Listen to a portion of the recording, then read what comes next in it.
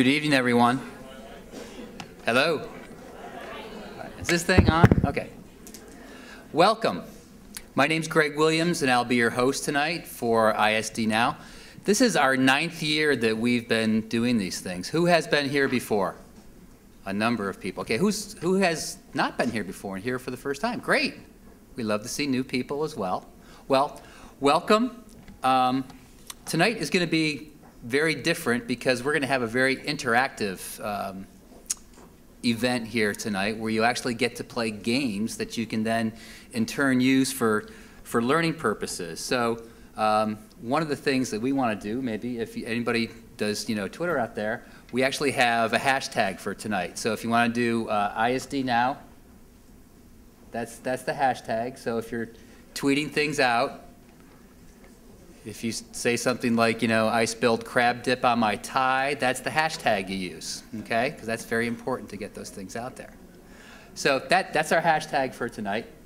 But what I want to do is just say, a quick few words of, what is the ISD Now Forum and why do we do it? Well, part of the mission of any college or university usually has 3 legs to it. It's teaching, research, and service. And this qualifies for service. We want to give back to the community. We do these twice a year.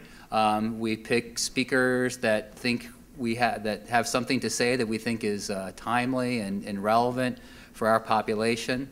And we also do webinars too. Has anybody attended some of our webinars that we've done? Okay, terrific. So that's why we do them. Feel free to get up. We're all adults here, and get more food when you need it. You don't need anybody's permission to do this. The timing for tonight, we'll get the program started probably shortly in a few minutes after I introduce Steve and Linda. But essentially, we're going to be done by 8:30. So if you're looking at timing issues with your kid sitters or spouses or significant others or something else you have to do, get a proposal out, you might want to think about that. The other thing that these things are helpful for is that we found that people actually make connections and find jobs. Is anybody hiring out there? Okay, look it. People are actually, hold your hands up, okay? If you're hiring, that's good, okay? People have actually told me they have met their future boss at past events. So part of what we do, because the program tonight is sponsored by UMBC's program in instructional systems development. And one of the things that we do a lot of online courses. We have some in-person courses, so we still want to have some events like this where people can meet and interact and get to see everyone. Okay, so glad you're here. So tonight we have an interesting twist.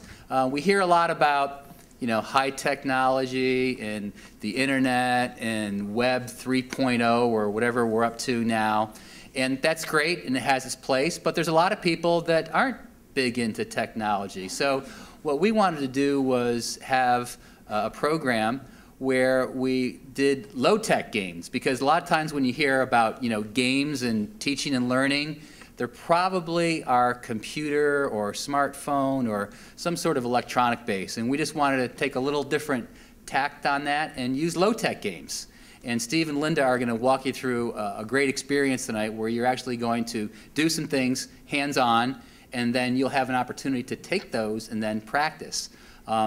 We also have an opportunity to, if you want to get buy some books, Steve is an author. He's written a number of books on using games for education and training, and those are available. So what I'm going to do is, because you didn't come here to hear me talk, I'm going to introduce our speakers, and we'll get right to it.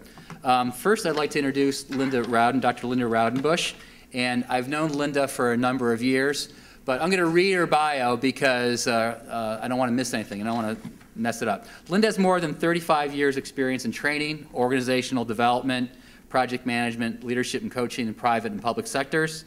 She holds a BA in math and secondary education from St. Joseph's and an MS in applied behavioral science from Johns Hopkins. She earned her doctorate from the George Washington University. Dr. Raudenbush is an adjunct professor at the University of Maryland, Baltimore County, teaching undergraduate courses in management and graduate courses in adult learning for the ISD Training Systems Program. Linda has authored numerous chapters and articles, a number of publishers including Josie Bass, Pfeiffer, McGraw-Hill, and others. She's been a regular presenter in higher education and workplace learning, and she served for 20 years as an internal consultant for human resources and OD, leadership coach for U.S. Department of Agriculture, and completed her service at the end of 2011. She's far from being retired, though. Now, Steve Sugar. Steve wrote his first instructional game in 1979 while teaching at San Diego State University. Since then, he's written over 300 games for 5 books, 6 game systems, and a dozen professional publications. Steve served for the U.S. Coast Guard as training education officer for 2 tours of duty in Vietnam. For the past 30 years, Steve has presented at numerous national conferences hosted by ASTD, ISPI, Lilly, North American Simulation and Gaming Associations. Steve has also been an adjunct faculty member at UMBC since 1982. He lists his most important life accomplishments as his 4 children and 8 great-grandchildren. And Steve works out of Lancaster. You have 2 great people here to present tonight. I know them both personally, and they're a good yin and yang, and you'll see that as the night develops, that they're very different in their own personality. So what I want to do is turn it over to Steve and Linda. Thank you.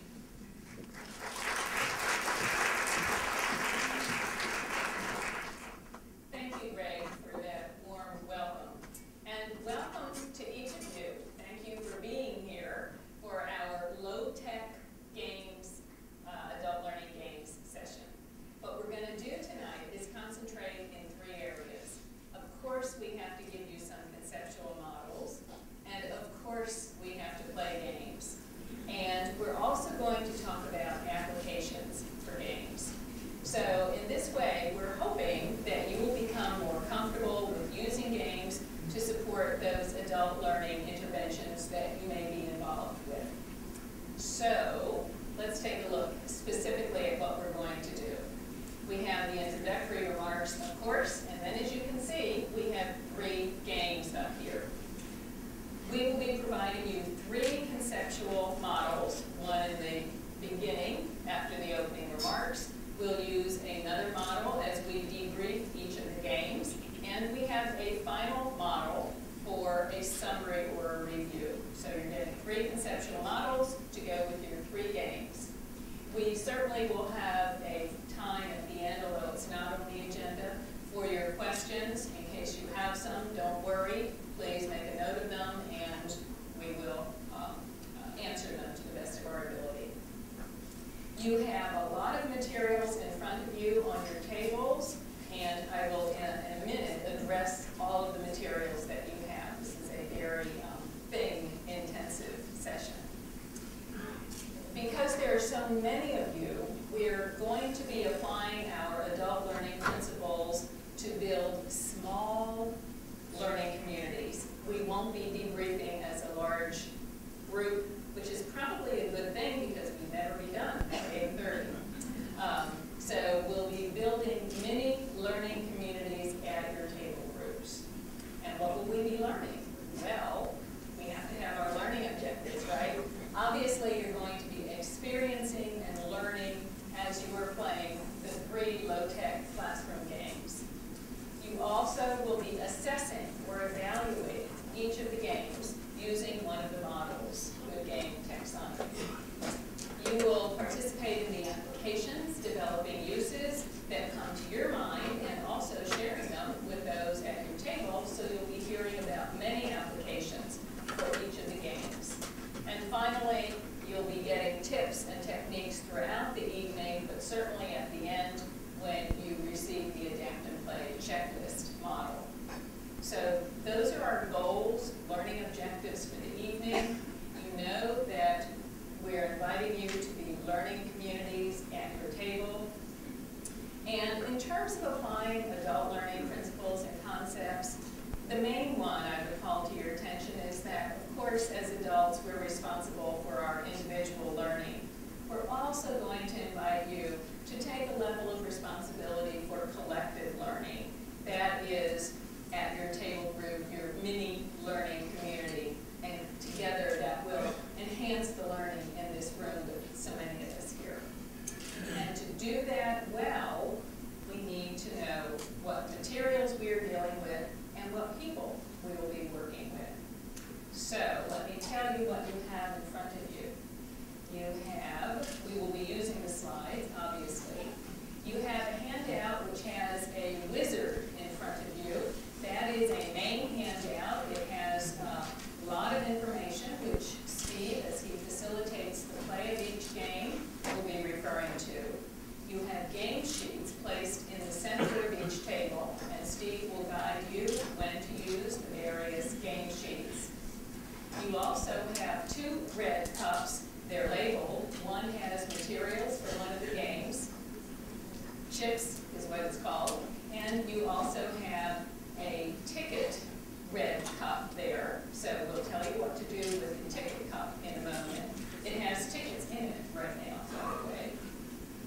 And you also have a debriefing handout there, and we'll be using that as we debrief and talk about each of the games. So those are some of the materials, and of course, you have each other. This mini learning community, which you are just about ready to start building. It's important that we know who we are working with. Otherwise, we won't do very well as far as a learning community. So I have 2 tasks. I know you can all multitask. 2 tasks for you in the next 5 minutes. The first task is to empty the cup with the tickets in it, empty it out at your table, and each person needs to take 1 ticket and write your name on the back of the ticket. Envelopes. Oh, sorry. Okay. Thank you for that. I stand corrected. The tickets are in the envelopes. Empty the envelopes at your table. Empty the envelopes at your table.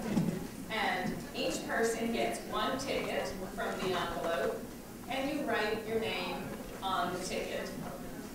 The other thing, if you have leftover tickets, that's fine. Just leave them in the envelope. The other thing is that while you're doing this, this is the multitasking, you will introduce yourselves to your table mates. Very simply, your name, your organizational affiliation, and what brought you here this evening. Name, organization, and what brought you here this evening. So write your name on the ticket, put your 1 ticket with the name on it in the red ticket cup, keep the other tickets, the blank ones, in the envelope, and introduce yourselves. I'll come back to you in about 5 minutes, and we'll resume.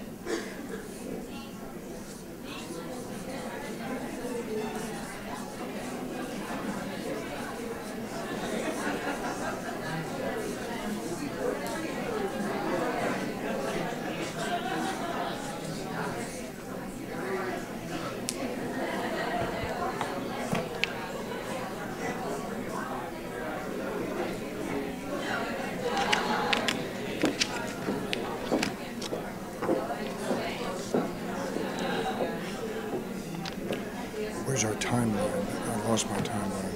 I think it's in my, timeline.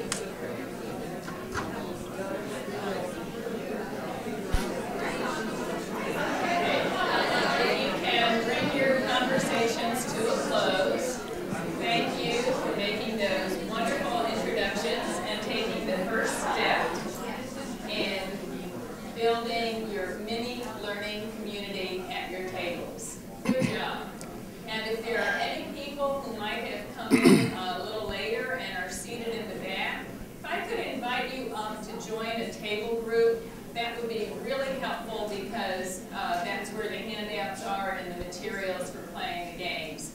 So please, if you want to participate, join a table group. There seem to be a couple of seats at each table. Thank you for that. So now we're going to introduce the first of the 3 learning models, which you will get this evening. And Steve is going to start with a cartoon. Steve? Got to turn it on. That's as technology adept as I am. This is my cartoon, and I think my feeling is that sometimes technology gets in the way. Sometimes you come across a wonderful learning system that's technology driven and the computer's down. So I write games that can be used with or without technology, and I'll show you how. So this is an old man's view of technology. Now I want to get you to a model that Linda and I have been working on for years. And it's a good game taxonomy. It's how you judge a game. And I'm going to give you an idea. We're going out to buy a car, and a lot of people judge a car in 2 ways. Is it attractive? Is it comfortable on one side? Is it reliable? Is it cost effective on the other side? One's form, one's function. You judge a game in the same way, any game. So we'll look at the taxonomy. The first thing about it is form. Is the game attractive? Does it invite play? If you say the word game, people should smile internally, as I see each of you is now smiling internally, because I don't see anybody smiling. Okay. So does it invite play? Because the word play seems to be counterintuitive to learning, but it isn't. It opens the mind. Next, is it user-friendly? Okay, it's attractive. Is the game easy to learn? Is it easy to play? Is it easy for you to administer or to run? And is it easy to resource? Resource is my word for accessorizing, getting the chips, the paper, running the game sheets, getting the dice, etc. That's my word. Then I thought attractive was so important. I thought, does it invite play? So I wanted to remind you, is it attractive? Last, is it fun? Is it fun to play? And the bottom line, on any game you ever purchase or wish to use, do you or would you want yourself, would you play this game? Because think of it as our children. I raised 4. I raised 4 and I have 8 grandchildren. And you have a lot of chores, a lot of trouble with them. If you don't love them to begin with, then you're not going to want to change them, feed them, bathe them, and all that, and pay for the college tuition, and then have them come back and borrow your slacks so that you have to change outfits that you didn't know about. I'll tell you about that later. Okay, so that's form. Now function. You like the game, it's appeasing to you, it's pleasing, but now does it do 2 basic jobs? One is it balanced? Does it bring a balance of content and play? Too much content and it's just another test. Too much play, you trivialize your own content. The perfectly balanced game that I've ever written is called exercise. You roll dice, there's your chance, you answer questions, and you get your points. Balance of fun and play. If you think rolling dice is fun, somebody will. Then is it flexible? And this is very important for content-loaded or learning games. Does it adapt your topic to your learner, to your timelines? Now remember, a game, when you package a game is, let's say, 4 units. 1 unit is introduction to the game, 2 units is play, and 1 unit is debrief and cool down. So if you have a 15-minute game, it's really going to be played in 8 or 9 or 10 minutes. You with me? If you have an hour for a game, you should have no more than 30 minutes of gameplay. So this is the good game taxonomy. This is how we're going to rate the 3 games. You're going to have a chance to apply it today. So now we're going to go to the next slide. My weird sense of humor comes back again. And Frank and Ernst, I identify with Ernst. What's a 5-letter word for dynamic topic review? According to Ernst, it's Quizo. It's our first game. Now what I did is I took a cartoon and I adapted it with my own chalk dust. That's the font. You can do it yourself. You can use it for training, but you can't use it in publications because it's copyright infringement. Don't tell anybody. So let's go to our first game called Quizo. And what I need you to do and resource at your desk, I'll call it desk. I want you to form teams of 2. If you have an odd man out, odd woman out, then have 2 versus 3. Each team should have 1 game sheet and 1 answer sheet. Each team of 2 should have 1 game sheet, 1 answer sheet. So is every table distributed themselves into teams of 2s and 3?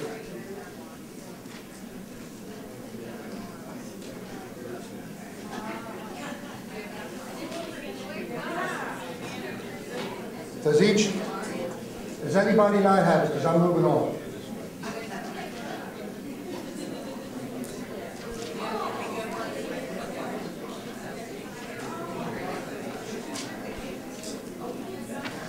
Okay, let's go over the rules of play for Quizo. Form teams, no, go back 1. Form teams of 2 players, in this case 3 players because you might have an odd man out. Distribute the game materials. Each team has 1 sheet of each. I will present, we're going through the game as if we're playing it, but we haven't played it yet. I will present the first question. You will record your response on the answer sheet. I've found over the years that you don't have people just say they know it. You have them commit to learning.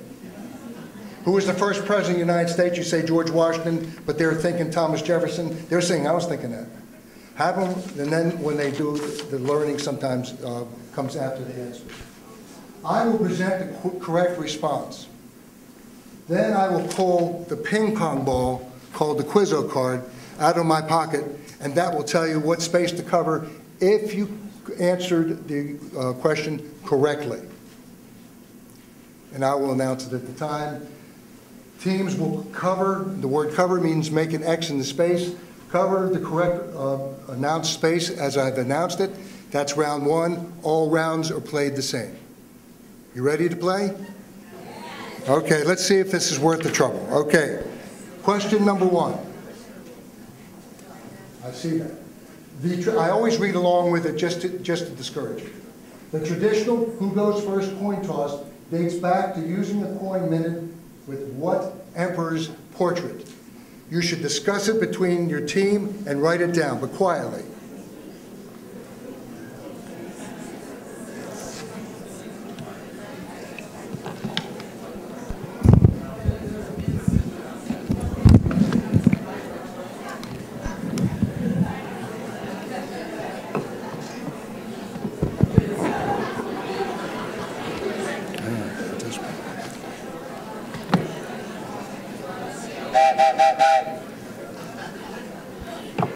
Oh, I find if you have large groups, I'm waiting for me to fall off the platform. This is, I'm taking a random kind of lottery here.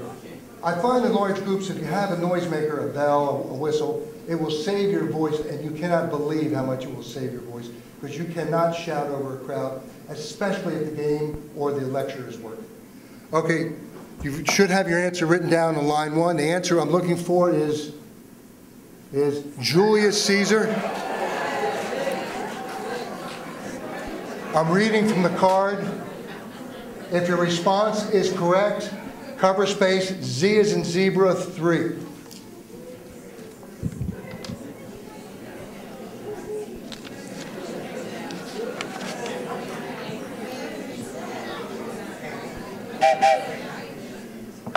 Round 2. Question 2. What does the word wiki mean? What does the word wiki?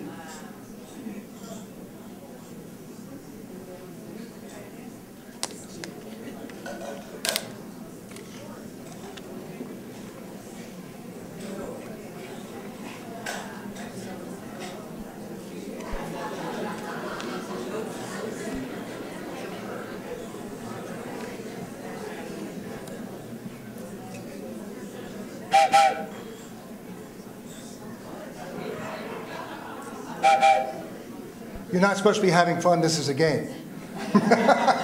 That's another thing. You've got to enjoy yourself when you're doing a game. Things are not going to go exactly, well, do they ever? If anybody's raised children, does anything ever really go the way? The answer that I'm looking for is Abbreviated from the Hawaiian word wiki wiki, it means quick. Anybody have quick, speedy, fast? That's a correct answer. If you got the correct answer, if your response is correct, cover space U as in uniform 5. U5, make an X through it. If you got it correctly.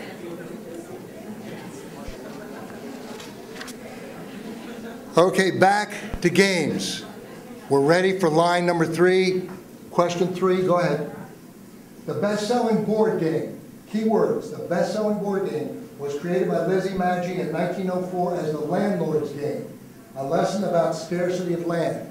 Name that board game. And notice the woman wrote it.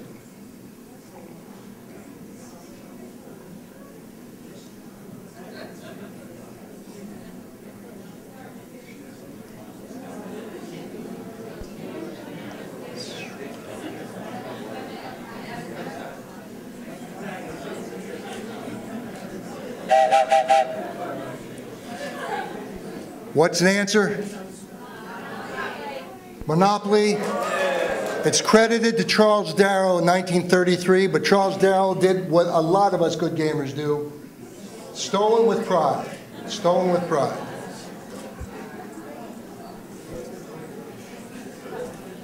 If your response is correct, cover space Z as in zebra 1.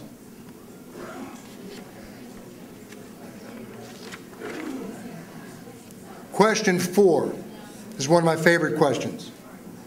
Name the immensely popular puzzle created in 1913 to fill space in the entertainment section of a newspaper. I think it was the New York Herald, and I think the writer was Arthur Wynn, W-Y-N-N. What's the name of this puzzle?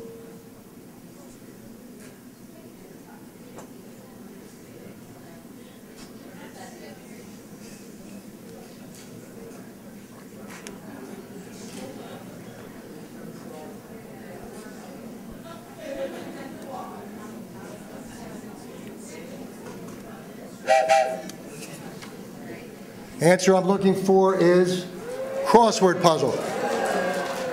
1913. It's one of the best vocabulary games you can use, and I can't operate them because they're technologically oriented, but there's some software out there you can create your own crosswords. Don't ask me which one because I can't operate them. If your response is correct, cover space India, I is India, 5.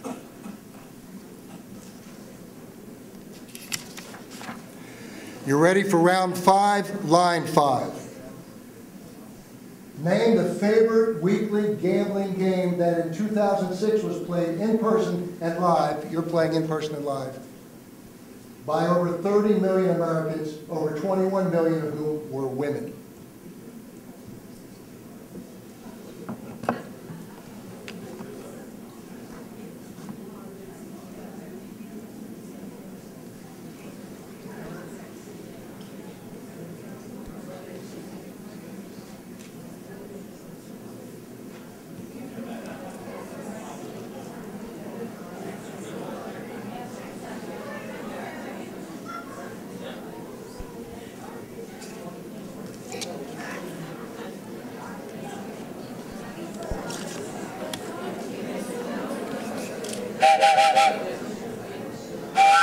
Don't make me use this. Can't figure out how to use this. The answer I'm looking for, bingo. In 1923, Edmund Lowe was in a carnival down in Florida, and he was a toy or games salesman. He saw all these people were out of tent somewhere in Florida, I think in Tallahassee area, and he went up to see the game, and they're playing a game called Beano, which we know now as bingo. And a woman yelled out bingo when she got it, and therefore the name of the game was formed, bingo. Bingo really started back in about the 16th century in Florence, Italy, as a lottery game. The answer, if your response is correct, cover space Q is in Quebec, 3.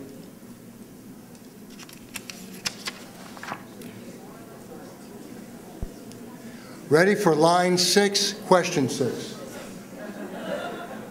In the 1950s, this board game turned the dictionary into a bestseller. In 1880, Lewis Carroll, that's the Alice in Wonderland dude, saw this game by forming words with letter tiles on a chessboard. What's that game?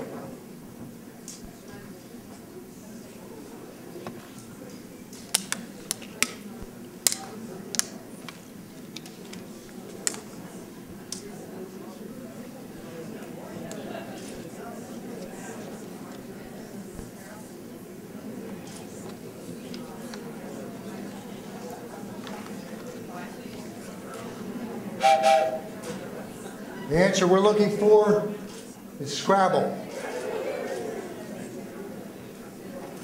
If your response is correct, cover space O is an Oscar 4. I got a little military in me, I'm sorry about that. Okay, question 7. This is a thinker now, you got to think about this one. Name the two-player, that's the key word, two-player board game commonly believed to have originated in 6th century India that is a recognized sport of the International Olympic Committee. Two-person game board.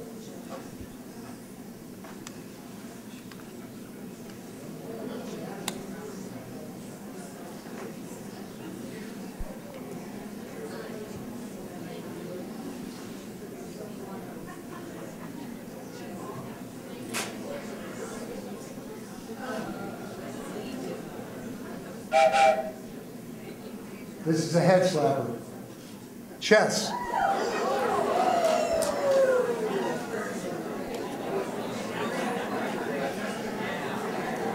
If your response is correct, cover space U is in uniform 4. We mean all. You got it right. Question 8.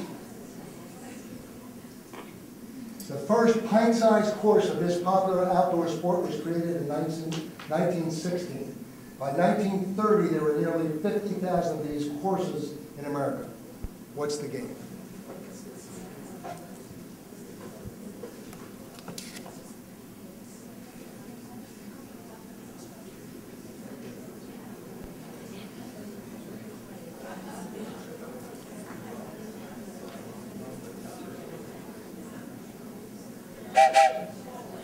The answer I'm looking for is miniature, which I always found, I never put the A in, miniature golf. If your response is correct, notice I pull a card up each time. The cards come with the game. If your response is correct, cover space number Oscar 05. At least you'll know 5 phonetic symbols.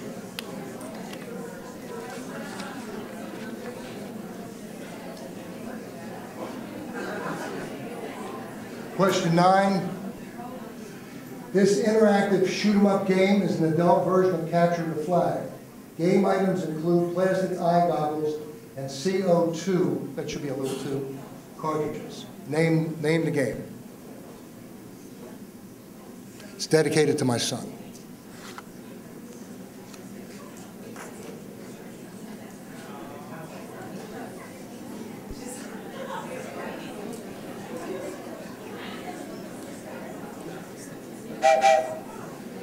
The answer I'm looking for is paintball. If your response is correct, cover Q1. Quebec 1. Only got 2 more now. Number 10. This game, sometimes played on a flip chart, requires players to identify a phrase based on their teammates' artistic rendering. Name the game. See, if I'm hearing it up here, you know your table mates are hearing it. Why don't you just go over and just cross it off for them? Huh?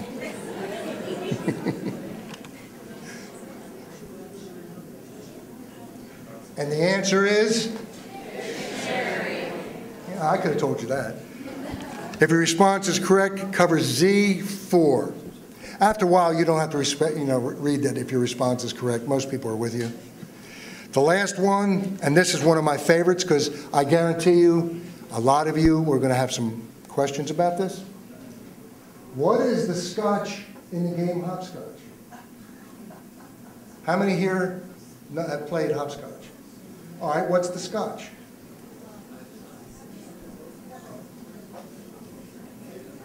Would it help you if I told you it used to be a Roman army game? No? Roman army. Roman army used to play this.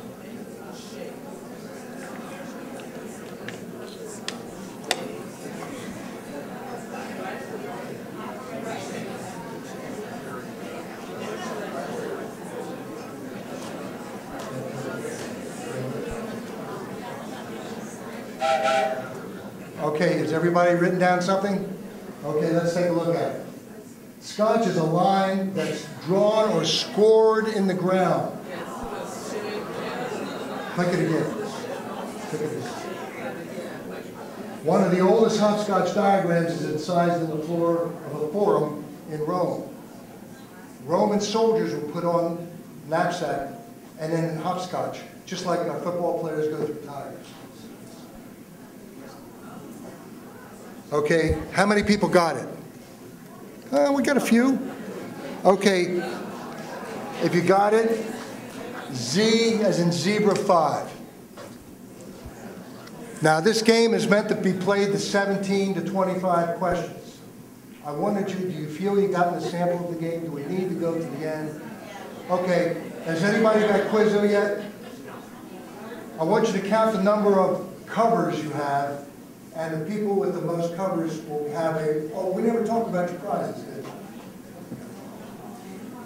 2 sets of Quizo are 2 different awards of Quizo, and one, a book called Primary Games, which is very special to me because I wrote it with my daughter-in-law.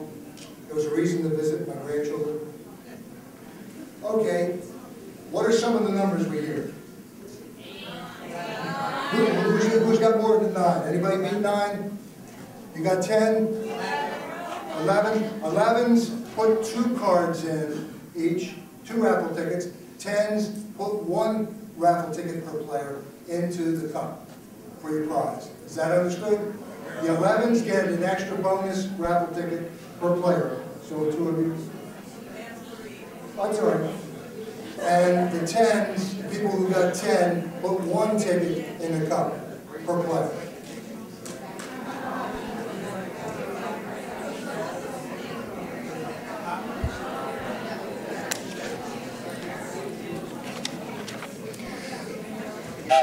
Let me tell you my theory about prize tickets.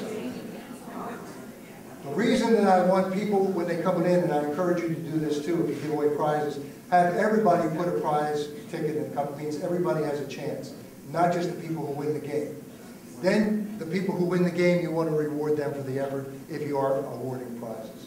So that's just a theory that I've learned after 30 years of playing games. A little bit slow. Okay, I want to take you to, so a game brings the topic to the table, puts it down on the table, but bringing it home to the learner is the debriefing part. And this is why I'm hoping, this is why I invited Linda to do the debriefing. Okay, thank you, Steve. So you've experienced the play of the first game, Quizo. What I'm going to do is take a couple of minutes and just describe for you the debriefing process which we're going to use. To debrief each game, you're going to use the handout called Debriefing Sheet. You'll find that at your table place. Now, the debriefing process is really a 3-step process, very simple. So I'm going to just describe the purpose of each step and the kinds of questions, because it's a process which is based on questioning. Very simple: what, so what, and now what, which you see on your debriefing sheet there for Quizo. When you're working on step number 1 and asking what sort of questions, you're actually moving individuals who have been players of a game, so they were a player just as all of you were. You're moving them into some different realm, which is more of self-observer, and observer of others with whom you play, and observers of the action. So the purpose of the what question is to move the individual from player to observer. And in that process, they will disengage a little bit and be able to analyze what happened.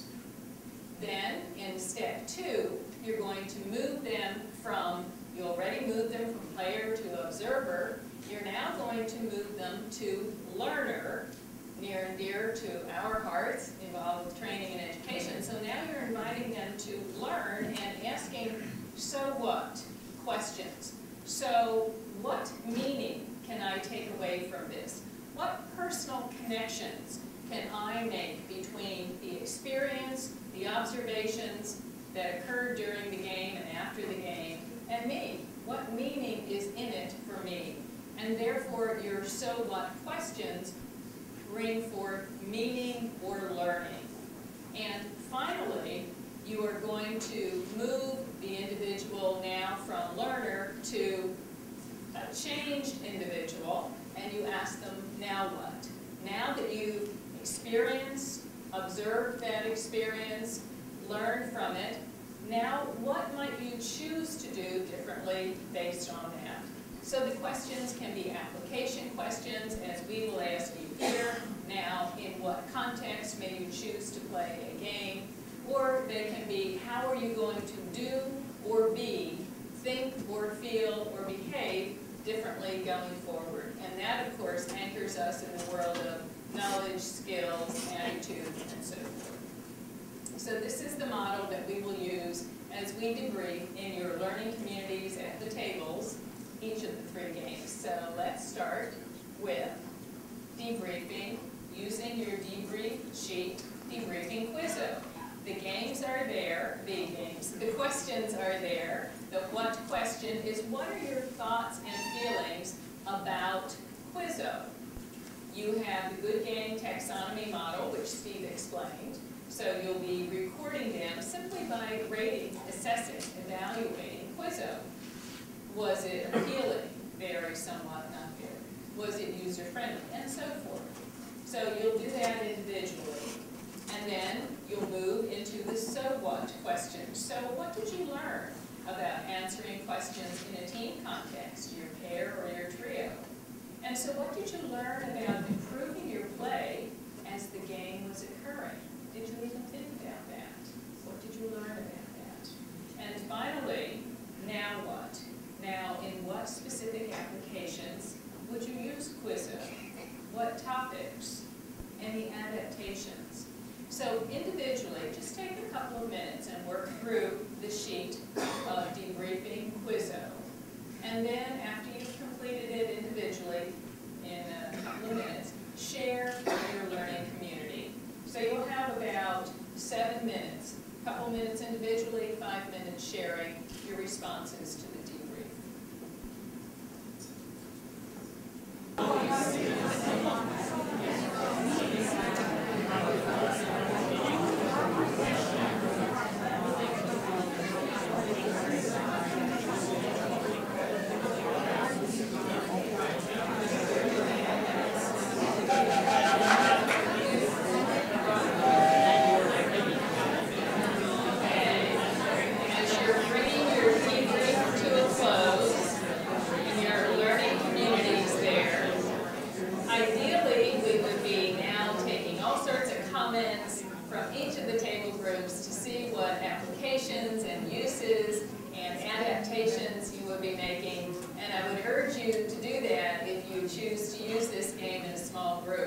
But unless we want to be here until 10 or 11 o'clock, it might be good if we move on. So moving on to game number 2. As Steve moves across the stage.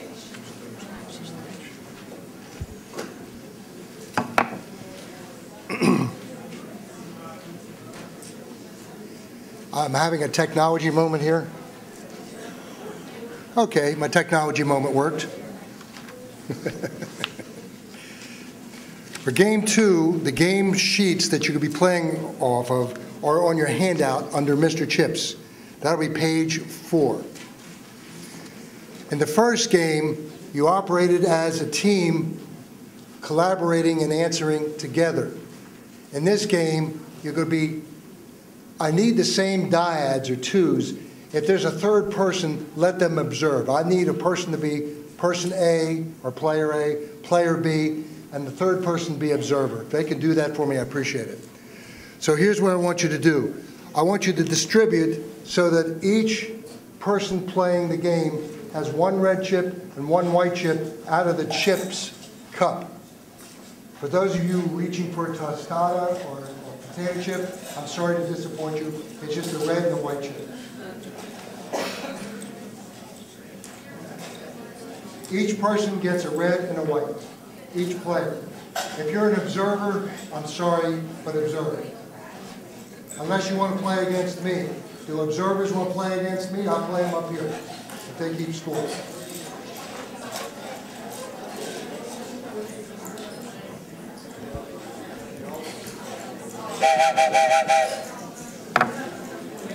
Okay, between the teams, the dyads, I want you to select one person as player A and one person as player B. And let's go over the rules of play. Game goal. You forced me to use this. Game goal, collect as many points as possible. You form pairs and you refer to page 4 of your handout. Page 4 has a score sheet and a payoff matrix. Each player receives one red, one white chip, or one white and one red chip. This game has been played in 7 rounds. Thank you for laughing, I appreciate it. Players show only one of their chips. Players will post the scores as per the payoff matrix. So one's will be player A, one's will be player B. That ends the round. Round 2 to end the game. All rounds are played the same. Players will tally their scores at the end and share with Linda. Now, if you don't understand what's going on, that's perfect. I played this game 50 times over the years, and maybe 2 or 3 people caught on, but it's the play of the game. So trust me, I used to sell used cars. Trust me. Let's go into round 1. Each player is holding a red or white chip. When I blow my magic horn, you will show one of those chips to your player A or B. You will record your score, and we will go on. Are we ready? I'm going to go 1, 2, 3.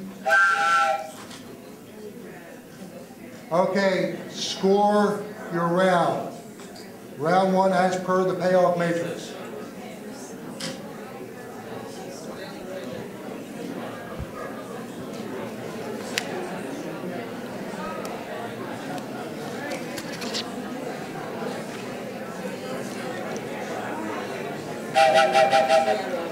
Round 2. Round 2. Have you figured out your scoring? The confusion is the first and second rounds. After that, we just fly through it. Round 2. I'm going to go 1, 2, and blow. 1, 2. Show your chip.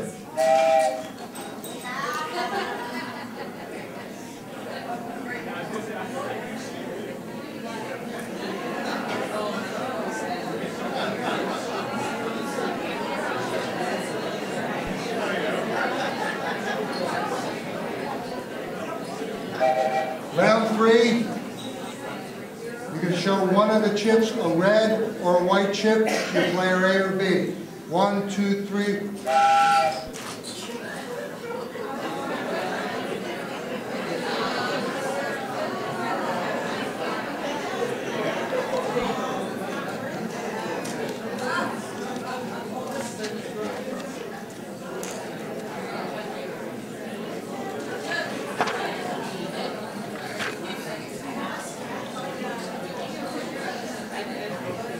We're on round 4, right?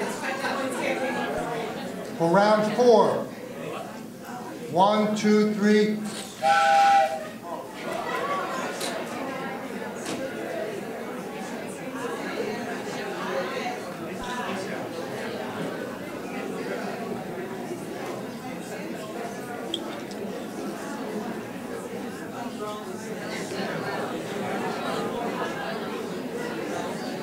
Round 5. 1, 2, 3.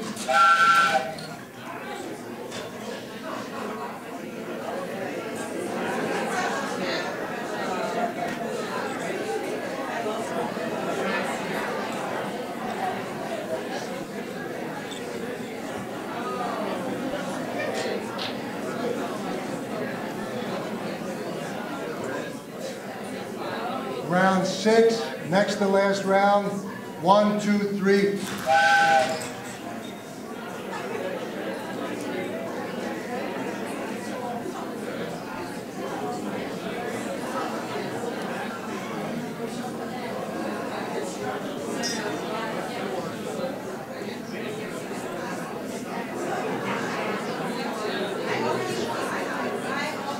Round 7, last round. Double the point score. Let's increase the risk here. Double the point score for round 7. Whatever scores goes double. 1, 2, 3.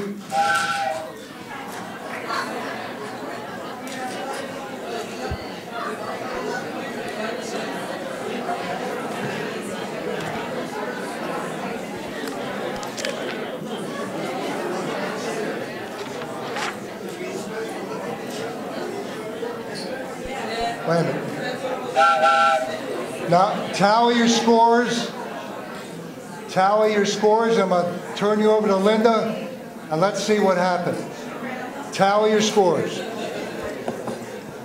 Okay. So Steve is going to take some of the scores and jot them down, and we'll find out what your numbers were. What were some of the scores? Anybody get 50? What was it? 23. 23. Excellent. Anybody get more than 23? 26. 29. 35. All right. What else? 0. Anything higher than 35? Okay, I think 35 is our winner. So Steve, what do all these numbers mean? Wait a minute, it's a technology moment here. Okay. What do the numbers A mean? perfect score would have been 48. Now, what do I mean by a perfect score? That means that both of you collectively were earning the most for that round.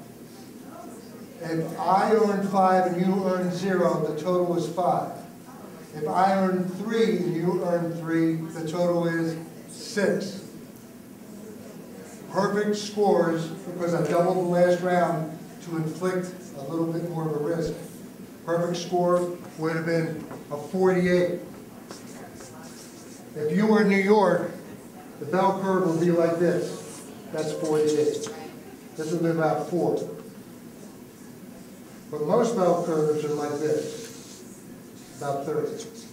Some people understand right away and understand that this is a trust.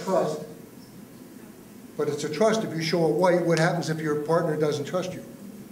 They show a red and you get 0. This is what nations play. It's called politics.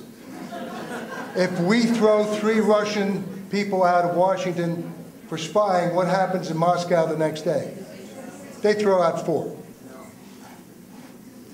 So this is a negotiation game. But I didn't want to announce it as a negotiation game because you will come in with your win-win negotiation tactics and say, If you want people to understand something, sometimes you want them to experience it. So I'm going to turn you back to Liz. Okay, as we debrief this one, I want you to keep in mind also that this was a game, certainly. It also was a simulation, because as Steve just said in closing the facilitation part, a lot of what happened in this little game happens in real life. Issues around trust and around learning as you are working with other people. So I would refer you to your debriefing sheet for Mr. Chips. And in debriefing this one, I would really like you to spend a lot of emphasis and time on the so what. Of course, tend to what and now what, but spend a fair amount of discussion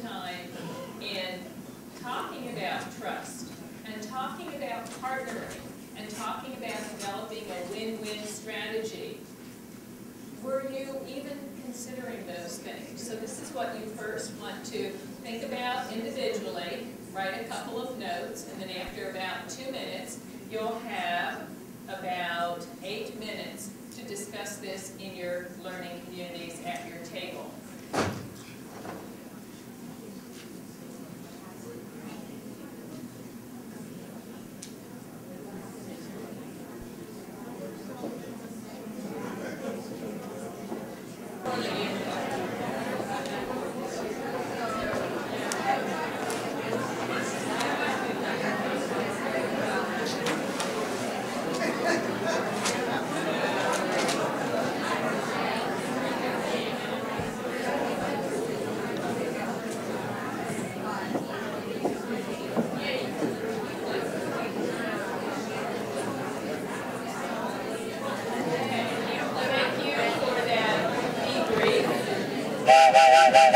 Some of you found that you were consciously doing strategy.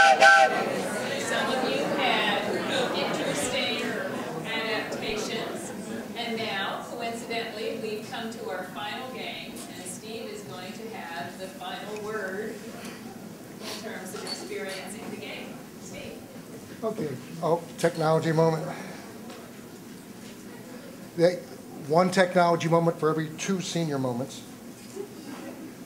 Okay, what's a 9? I like this Frank and Ernst idea. If it's getting a little old, that's fine. At least one of us is enjoying it. What's a 9-letter phrase for active listening test? Final word. This was the one most popular game I played with my Management 210 class. They enjoyed it because they learned something from it. I don't know if that's a bad reflection on me or not. Let me think that over. So let's go to playing the game. This is a one-up game. This is you and me. I'm going to give you a word. I'm going to construct it for you, and you're going to come up with the answer. And this is how it's played.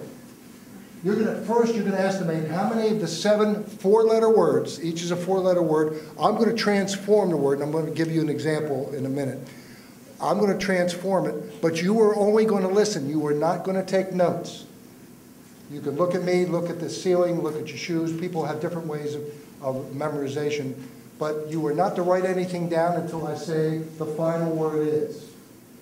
I'm going to go through 7 words, and upon hearing the final word is, you pick up your pencil or your non-functional pen and record the word on the appropriate line of the game sheet, line 1, line 2. At the end, you will tally the number of correct words and compare with your original estimate. And the player or players with the highest original estimate, whose tally matches or exceeds the original estimate, wins. Now, why do I do the highest? Because when I first started playing this game, people would say, I'll get 2 out of 7. They got 7 out of 7 and proclaim themselves the winner. No risk, no reward.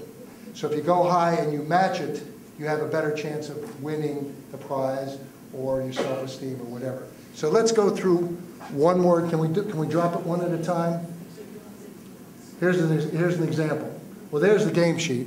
So you should turn the page like what, 5? 5, and there's your game sheet. Let's see if we can do it one at a time. We can't. But let's just pretend. Just listen. Go ahead. That's all right. I will say envision the word fall.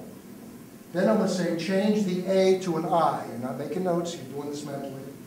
Change the 4th letter L to E.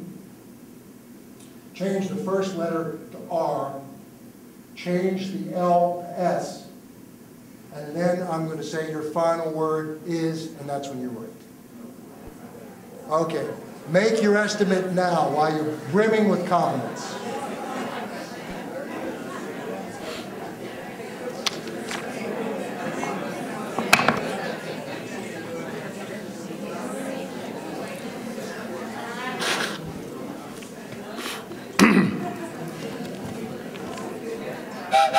Are you ready? This is your first word. No notes, please. Everybody put their hands up at the ceiling. Shake them around. Okay, that takes care of my nervousness. I hope it helped you. Okay. Envision the word easy. Change the fourth letter to T as in tango. Change the first letter to C as in Charlie. Change the third letter to R as in Romeo. Change the last letter to D as in Delta. Change your first letter to H as in hotel. Your final word is. Now I need some feedback from you all. Are these phonetic hotels, Juliets, and all, are they confusing the issue? Okay. So I could be mock military for at least 6 more words. All right. You ought to see me at home. I'm the private, my wife's the general. Trust me. Second word. Envision the word no. N-O. No. Add a third letter, T, as in tango. Change the vowel to E as in echo. Change the first letter to Y as in Yankee. Change the third letter to S as in Sierra. Your final word is.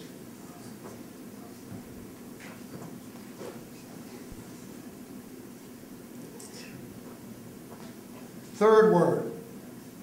Envision the word sick. Change the third letter to L as in Lima. Change the K to L as in Lima. Change the S to W as in whiskey. Change the vowel to E. Your final word is. Hope I didn't lose too many of you at whiskey. I went right away there. Fourth word, envision the word stop, S-T-O-P. Delete the first letter. Change the last letter to T as in tango. Change the first letter to G as in golf. Delete the last letter. Your final word is.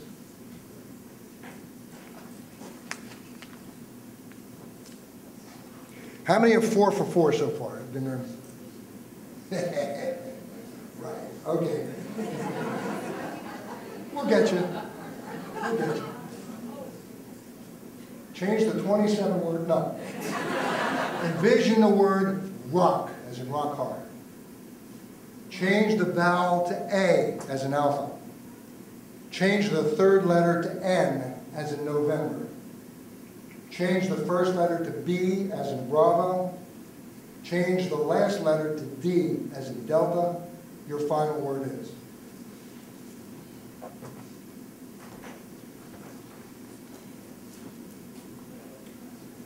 Sixth word. Envision the word lead or lead. Let's pronounce it lead, L-E-A-D. Change the first letter to H, as in hotel. Change the third letter to L, as in Lima. Change the vowel to O, as in Oscar. Change the H to G, as in golf. Your final word is.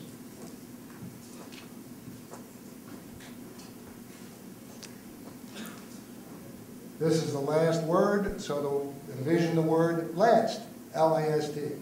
Gotta have fun somewhere. Word is last. Change the first letter to P, as in Papa. Change the third letter to R, as in Romeo. Change the first letter to W, as in whiskey. Change the T to D, as in Delta. Change the vowel to O, as in Oscar. Somebody's already writing. Your final word is, and you weren't cheating, you just knew what they were. How many think they got 7 for 7? How many estimated they will get 7 out of 7? Let's go over the answers that most of you already have.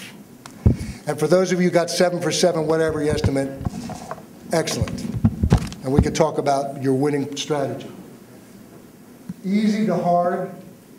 First word is hard. Second word is yes. Third word is well. Fourth word, like you can't read along. Go. Fifth word is bad. Sixth word is gold. Seventh word, is word, last word. Congratulations. Now, for those who estimated 7 and got 7, put 2 tickets in the prize ticket. For those who estimated 7 and got 7, you get 2 tickets for the prize raffle. For those who estimated 6 and got 7, you get 1 ticket, because you both did darn well. Congratulations.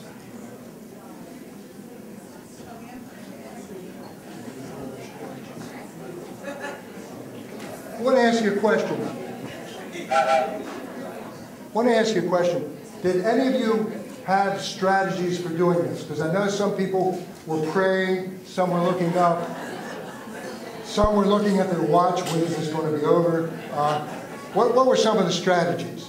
Yes, yes, ma'am. I said the word in my head. And it changed, and I said the word. You heard it, but no one else could hear you talking.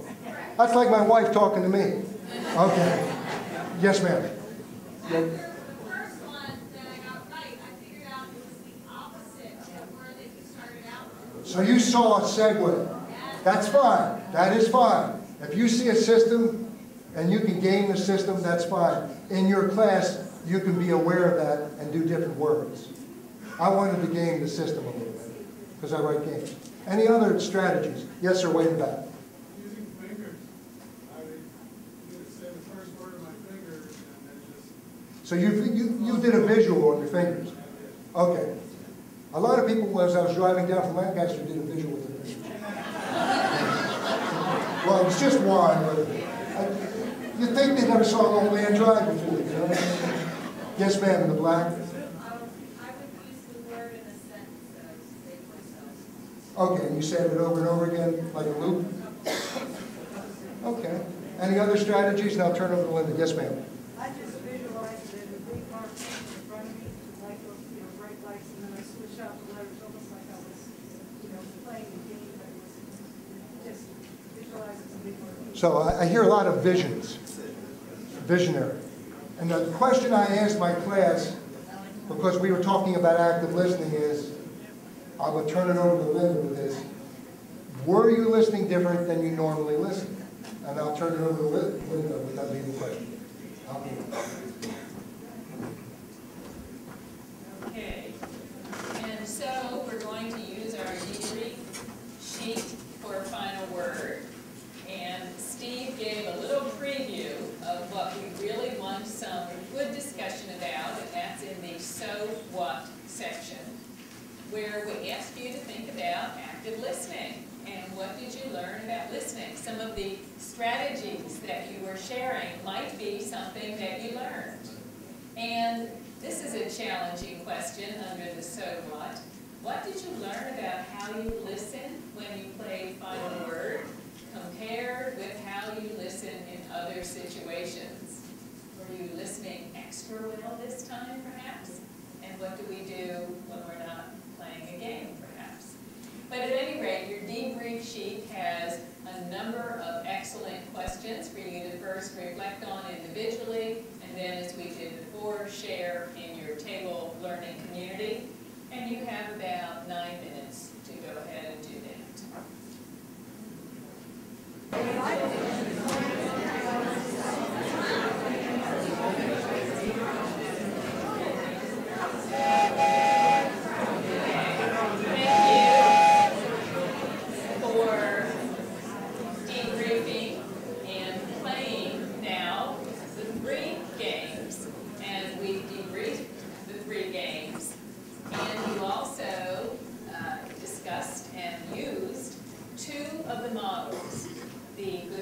Taxonomy model, in which you analyzed and evaluated games, and also the process model for debriefing. What, so what, now what? By way of summarizing the evening, Steve is going to present the final model, so you'll have your 3 modules. Technology moment. Must have worked. When I first started when I got into games back in '79, I noticed that there was a process for adaptation. And since I'm a little slow to certain understandings of models, I started to write my own. And so I wrote a 7-step model on how to adapt any game. And I used a game that we played in class called Quizo. You can adapt any game that you wish. You know, I'm thinking mostly on content-oriented learning games, using the 7-step model on pages, 6 and 7 of your handout. So if you can turn to 6 and 7, you'll be following my exact words. It's a ready reference, adapt, and play checklist. And I just say use it as a guide. If you want to get a place to start where to adapt a game, you can look at this. You don't have to look at this, but it's there. First, you select your game, and you select your game on the strengths, concerns, and features of the game. Every game has a strength, some more than others, of course. All games have concerns, and games have features. Your strength to Quizo, and I'm not trying to pat myself on the back, I'm talking about what I've heard or what I think the game is. It's adaptable to any learning topic. Gameplay drives interest in topic. And if you want to see gameplay drive itself, you forget to pull the card, your whole group will be yelling, what's the space? I got the correct answer. And interaction with the topic provides demonstration of learning, according to Steve. Concerns, preparation, and sequencing of topic questions. That's why if you get something like Quizo, there's a facilitator's worksheet where you can flow the questions so that you can have some learning points, stop after 5 questions, and bring it all together with some overriding concept or value, and then move on to the 6th question. Preparation and production of game sheets. You either get them in pads or on Quizo, there's a disk that you slide in your desktop, whatever you need. Resourcing game supply. Quizo cards are the biggest thing, and it's just a set of cards to tell you what space to cover. You lose it, just index card it.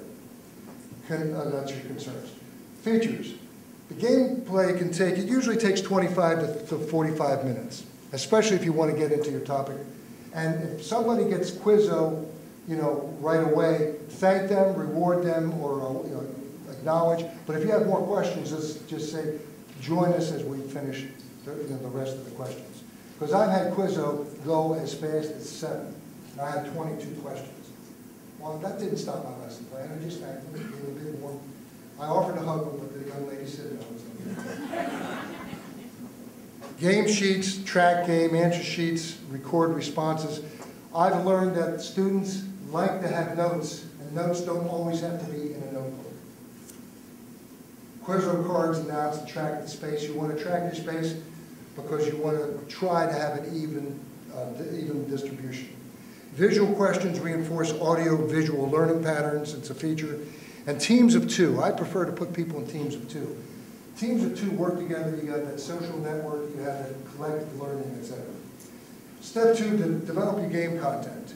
Basically, write a short test on your topic of short answer questions of about 30 to 35. Take the best 20 to 25 and sequence them. Resource your game materials. Well, on Quizo, you have a disk, and all you have to do is put the disk in and then print out equal number of answer sheets and game sheets. Remembering that you need 1 answer sheet per 2, you can have up to 3 players. And Karen Lawson, if you've read the training manager, she has teams of 5, and I think 3 is the most I've ever worked with. Then we set a Quizo cards, and you have a master, always have a master question and answer sheet, no matter any game you do. It helps you keep on track. And sometimes you forget, well, maybe I'm just getting old and I've seen your moments, but sometimes you lose track where things are. So I like the question and answer sheet in front of me. Materials, 1 set, questions on overhead or PowerPoint. I'm an overhead man because I don't know how to operate that. Paper and pencils or pens that work. Handout or reference material. Flip chart easel. I cut my teeth on flip charts. I have cut teeth. Because I like them, and they also, flip charts, as many of you trainers know, if you take very good notes and record it, you just tear off the sheets, you take them home, and you retain them for posterity. Check your room logistics. You want to walk your room and see what works for you and what doesn't. Tables of 8 don't work for me, but that happens to be the room logistics of this. Groups of 100 don't work for things like Quizo and certain things, but that's just, you have to know what your logistics are. You set up an instructor's table. The one problem with games is you become a little bit of a baggage man or lady. You have to carry more accessories. You check your AV equipment with PowerPoint questions. You know, we didn't do it, but we had some good techies and everything went down. Game preliminary, step 5. So we went through step 1, select, step 2, develop, step 3, resource, step 4, check your room logistics. Game 5, game preliminaries. Now, I make mistakes along with anyone else, and I made a mistake. It was pointed out very, very graciously by somebody when I said that we were going to do 4-letter words for final word, and I threw you a curve. And I'm so glad. No, I didn't mean to do it. But you do make mistakes, and you have to stand to be corrected because that's how you learn, even old people like me. You divide participants in the team, you distribute the materials, and you play the game. If you have prize coupons, that's part of your resources, and then you award prizes at the end of the game. Gameplay, we went through the game. This is where you list in your game how you play the game. I don't need to go through Quizo again. Game closure and debriefing. In Quizo, we didn't have a winner, but I made winners by just asking people to count their spaces, because sometimes questions that are easy, have you ever written questions that you thought anybody could answer and it was a head scratcher, and you wrote a question that nobody could answer and everybody got it? The only way to really test your test questions is a group. So the things that you think are going to be easy, people may not answer, so you may not have Quizos. Now, in Quizo, there's a card that says cover any space in the I column. You'd be surprised how many Quizos happen after that. I'll note successful games usually motivate players to win, but sometimes there's an over-competitive experience. I've had people flipping each other off for 2 semesters after playing some of my games in my early years. What you want to do is remind them that it was a game and it stays in the room. I write good competitive games, but that doesn't always work with over-competitive teenagers. You know, death threats and things that don't seem to work with them. Debriefing, as modeled by Linda, is a very good process of bringing their information home, saying, how do we apply it? Okay, you've got the information, now how are you going to bring this into your life, your work world, or your learning situation? And we centered it around what, so what, and now what. Any questions about the adapt and play model? I found it worked. George Takis, who I wrote a book with called Games That Teach Teams, said, this is the best thing I've ever done in games. So I thought I'd retire then, but that was 15 years ago. I decided not to retire. Any questions? And thank you for that.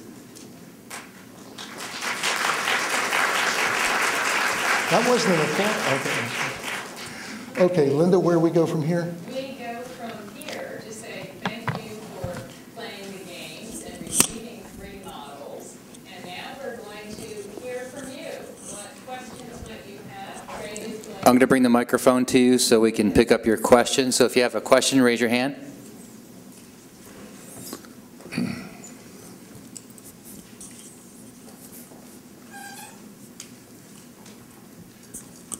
When you set up your game sheet with the numbers, how did you go about determining, or is that part of the program that you sell, that the numbers fall into some logical pattern? You talking about Quizo? Mm-hmm. I had fun with that. I wrote it, my first game on Quizo was a Sudoku, where I did it in different patterns. I just did it until, like the school teacher did it over and over again until I got it right. But I had 20 different sheets. But you can make, Tiagi has a thing where you can do a 5x5 and to ad infinitum. But I just did it, and I just kept working it over and over again until I got it right. Because I didn't want everybody to get Quizo at the same time, right next to each other. Steve reminds me with the Sudoku, if you do fill out the evaluation sheet on the table, we do have an electronic Sudoku game for you as a gift. So quid pro quo. You do the evaluation, we give you the Sudoku. Do you have some examples where, as a result of doing these games, you felt like the class had more of an aha moment and really went away remembering something more than if you had just done more standard type teaching? Definitely. There's a case where I was working with Coast Guard officers, because I'm ex-Coastie, and they had to take rules of the road, and they had not a very good closure on it. In other words, they didn't pass as much. And since rules of the road is both logical and a lot of facts, definitely. I had people reading out of their rules of the road. There's 27 rules that you have to know for inland sailing. And I somehow passed it. So yes, that was a definite aha moment. It can do it. You can't play games too much and count on games too much, because then you're putting too many eggs in one basket. But games can be used as an alternate teaching method, along with others. You had a simulation and a game. You had final word was really an active listening simulation. I made it a game by guesstimating and making your estimate. I'm going to add to that, yes. Yes, as Steve had said, but you can use games at judicious moments when you need to bring the energy to a different level, or when you really want to impress upon somebody the importance of whatever you're going to debrief about in that game. Trust, communications, listening. So yes, game, because it taps usually into not only the intellect but the emotions, helps something be more memorable and impactful. Let me add to Linda adding me. There's a game I could not bring in here called Nest Egg, which has the most amazing aha moment I've ever seen in a game. And I wrote it with a bunch of eggs, colored eggs, plastic eggs in an egg carton. It's very hard to run in a group over 24. The aha moment and the energy that I brought to the class, I just can't, you know, they went from a sort of a semi-coma into a delirium, which was scary. I couldn't even take it. But yes, games can do that. Then, was I man enough to bring them back into it with my debriefing? That's another story.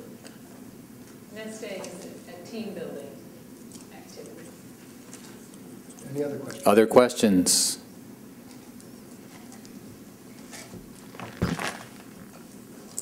Wait a minute, there's a question. Have you ever had a participant say, I don't want to play games, can't you just lecture? You're talking to the wrong man. I took up games because I doodled and did games when I was listening to lectures. I took very good notes. You see, I was a slow learner, and my mother taught me, I told this story in Games That Teach. I had trouble with fractions, and I came home and said the teacher had something against me. There was a lot of truth in that, but the truth was that I was having trouble with fractions, and she played tic-tac-toe with me, and that showed me the value of games. When used properly as any tool, it can be an amazing impact. But you're talking to the wrong guy. I'm all in. I think the way I would answer that question is sometimes people are turned off by the idea of games because games are for kids and it's silly and it's a waste of time. We want to get to something meaty and intellectual. Or they're afraid they're afraid they'll be shown to be wrong in front of their peers. That's also possible, that they have a fear about losing. Exactly. Everyone is a winner. So if you are told that, what I have done is always let someone opt out. I would never force someone to play a game, but also have in your back of your mind, in your hip pocket, a role for that person. And the role of observer is always excellent because that person can be giving eyewitness of what, who did what, who responded, who this, that, and the other. So if somebody doesn't want to play and vocalizes that, that's okay. Have something that he or she can do. Also, a lot of gamers learn to use other words instead of games. Activity, review. Exercise, I'm simulation. I'm writing a thing, and I took the bingo out, and it's a game called triage, which sounds intriguing. I think somebody's going to, you're going to die if you don't finish it.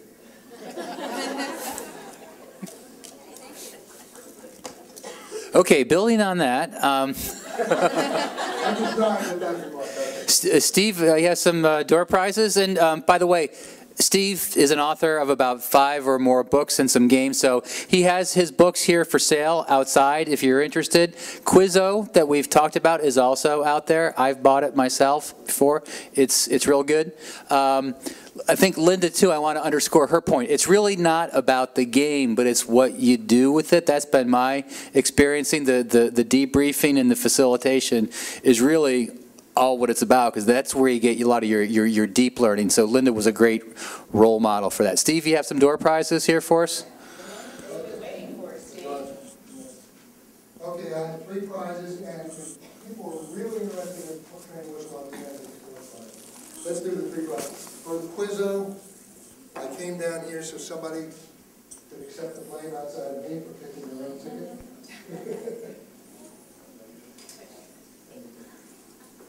Okay. And Julie Daver. Yay, Julie. Do you want her to come up, Steve? Yeah, Okay, come on up. Come on down, as Bob Barker used to say. There you go. Price is right. check to make sure you have all the numbers. There should be this, cards, okay, Julie, you can't win any more prizes. Sorry. Okay, Linda, pick one.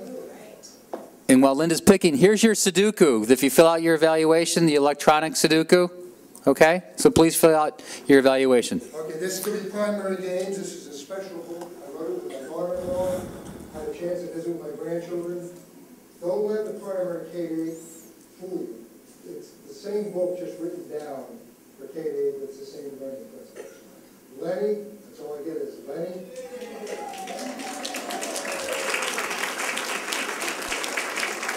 Lenny is coming up. Congratulations. Thank you very much.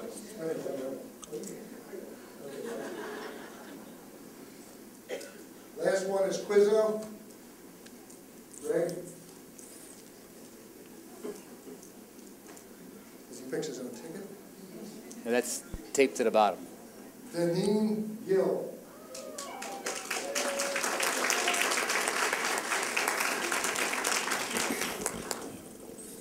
Please check.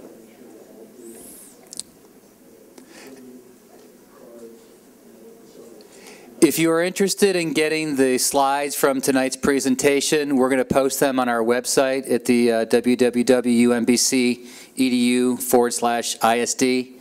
Okay, we'll make those slides available. Steve, you have another door prize? Is anybody interested in the whistle? It's slightly used. Even though you put your mouth on it? Okay. Put my mouth on it. All right. Well, we have a lot of hands still going up. 71-year-old. Okay. All right. Steve, you have groupies. I got 8 groupies. Okay. Julie Worley. I knew what that was. All right, congratulations. And before we're done with the gifts, I want to take this opportunity to thank both Linda, Dr. Linda Raudenbush, and Steve Sugar. Thank you very much. And on behalf of UMBC's ISD Training Assistance Program, we have a gift to take out. There's a hat and a shirt, so show them. Steve, to you. You got to take out the hat. Okay, put the hat on, Steve. Come on, you're a hat guy. He's totally ignoring me. Ladies and gentlemen, thank you for your time. Thank you for coming. We hope you can come again next time. Join us for our webinar on April 2nd. It's going to be fun, and we try to keep us on time, so thank you very much, and good evening. Thank you.